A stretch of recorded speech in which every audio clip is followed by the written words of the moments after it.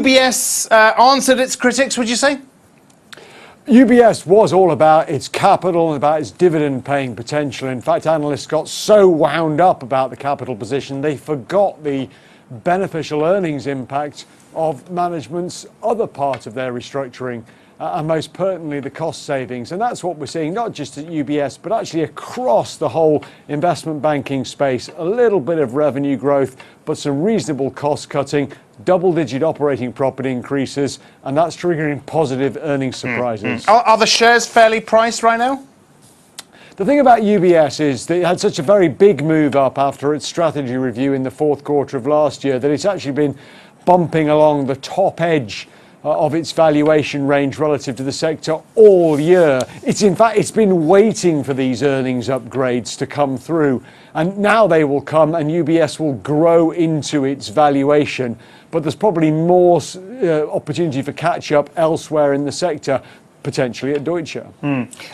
New strategy for investment banking in the US. How long are we going to have to wait, and how critical is that?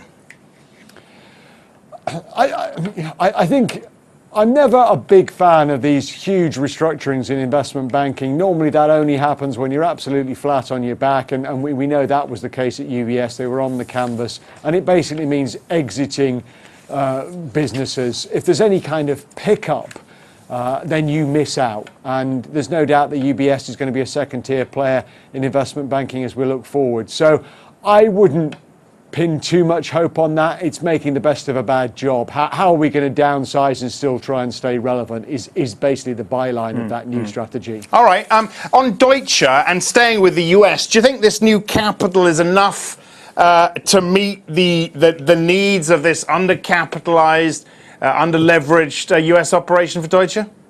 Yes, well, there'll always be the cynical response that having placed just under 10% of the shares and therefore been able to do a placing rather than a rights issue, Deutsche has raised what it can and not necessarily what it needs. And although it's claiming to be as strong as its peer group, in fact, amongst the strongest members of its peer group, it will always compare unfavourably with the Swiss banks.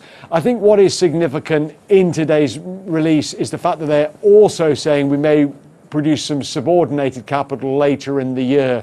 So they're comforting the German authorities that if they have to move this equity into New York, there will be some more capital follow-up behind sitting in Germany, protecting German depositors.